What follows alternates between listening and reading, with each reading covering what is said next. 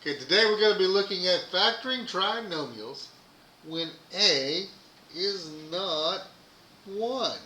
All the ones we've done up to this point have A has been 1, but hey, what happens whenever we do that? So my goal today says I can factor polynomials where A does not equal 1. I should have an equal in there. I don't know what happened to my equal. He got lost along the way. So when A is not equal to 1, the steps are exactly the same. Okay? So our factoring right here, we're going to go through, it's just like what we've done before. The first thing we always check and see is, hey, factor out our GCF. The greatest common factor. That's the first thing we want to do. I'm looking at my 3 pieces here, and there is not a GCF. After we take out the GCF, the next thing we want to do is we want to take and find the factors of A times C that add up to B.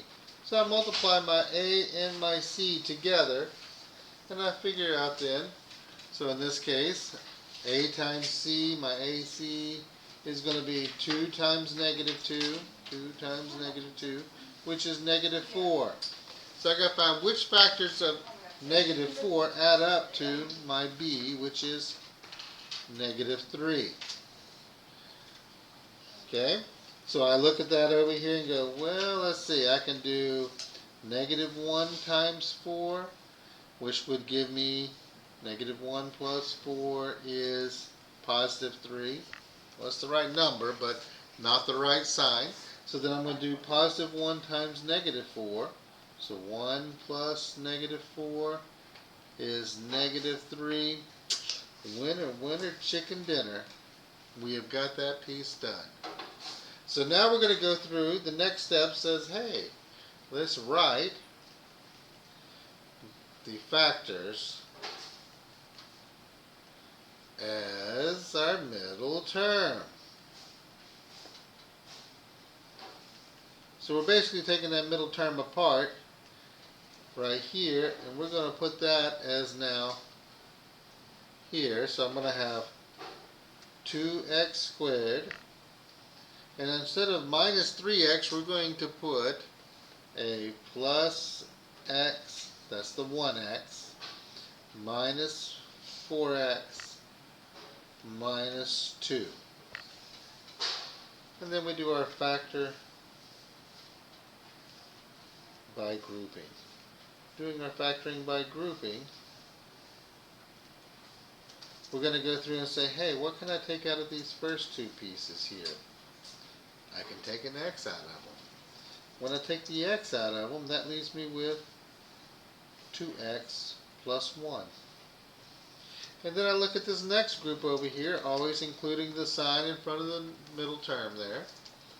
Negative 4x minus 2, I can take a negative 2 out of them, because I need to make sure everything left over is positive. So I'm taking a negative 2 out, which leaves me with a positive 2x and a plus 1.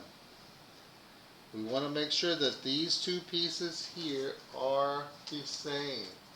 If they're not the same, something has gone terribly wrong somewhere.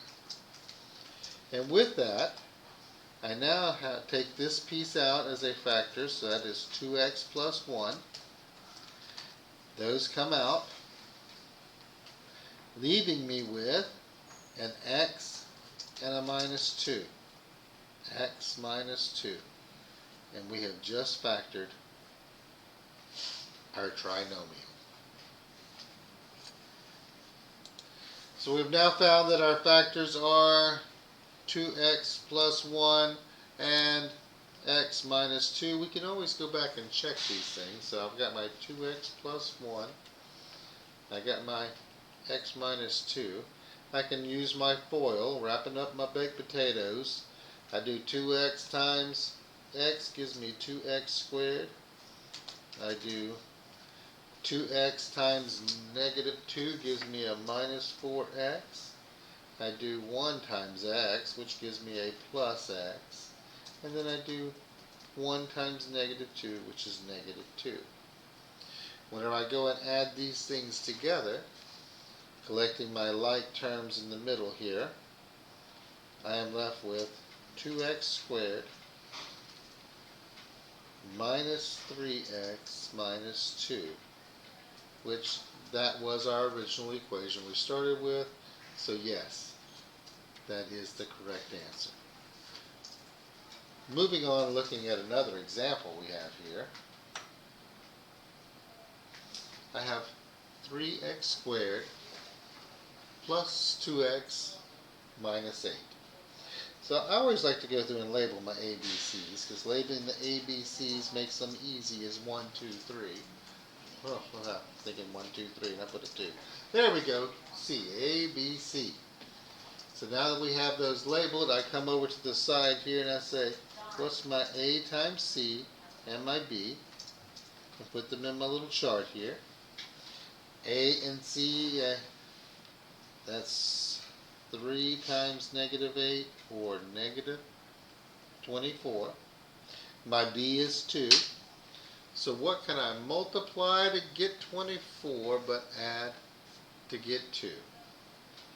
Looking at my factors, I got negative 1 times 24, 1 times negative 24. No, that's way too big, because that would give me a negative 23, a positive 23, a positive 23, and a negative 23. Then, let's see, if I did the 2 and the negative 12, that's negative 10. We're getting closer, but we're not quite there. How about 4 and negative 6? That's negative 2. What about negative 4 and positive? Winner, winner, chicken dinner. We have a winner. So my middle term is going to get split to negative 4 and positive 6. I like to always put the negative one in the front, but it doesn't really matter. In the end, we'll come out with the same thing. So I'm going to go through here and rewrite this as 3x squared minus 4x plus 6x minus 8. Doing my grouping, groupy, we're going to take an x out of this one.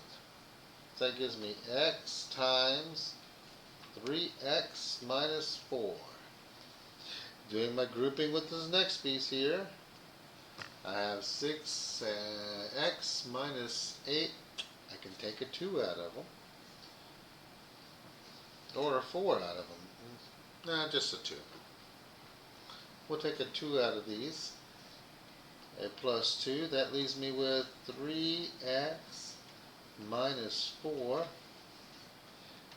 Hey, look, these two pieces are the same. Since those are the same, I can pull that out as a common factor now. 3x minus 4, which leaves me then with x plus 2. And we have just factored